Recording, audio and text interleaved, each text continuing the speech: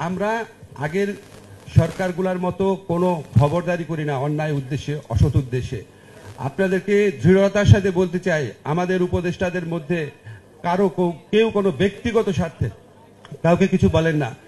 আমাদের মধ্যে বিন্দুমাত্র অসততা পাবেন না। আমরা তো সম্পত্তির হিসাব দান করবই।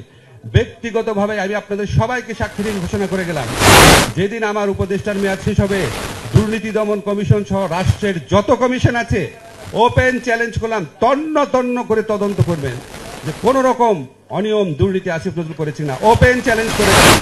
যেদিন উপদেষ্টা থাকবো না সেদিন থেকে করবেন, তাতে আর আরাম করে করতে পারবেন। আপনারা সিটিজেনরাও গুজবের মতো না আর কি, গুজব হয় না ওর থেকে এত টাকা খেয়েছে ওরকম না।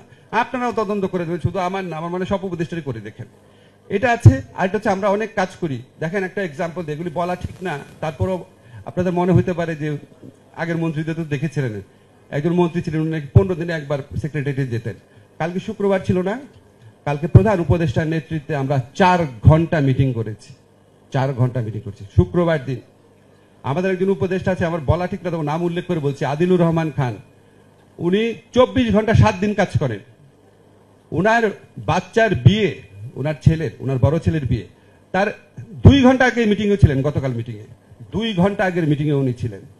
আমরা চেষ্টা করি, আমরা সৎ থাকি, আমরা জানার চেষ্টা করি, কিন্তু আমাদের তো অযোগ্যতা আছে, অভিজ্ঞতার ঘাটতি আছে, আমাদের অযোগ্যতা থাকতে পারে। হতে পারে যে আমাদের যে অনেক যোগ্য লোক উপদেষ্টা পরিষদে আসে নাই, হতে পারে এটা, কিন্তু আমাদের চেষ্টার কোনো ঘাটতি নাই। আমাদেরকে সমালোচনা করবেন, কিন্তু শেখ হাসিনা সরকারকে যেভাবে সমালোচনা করতেন ওইভাবে করেন না, একটু মায়া নিয়ে করেন। ধন্যবাদ সবাইকে।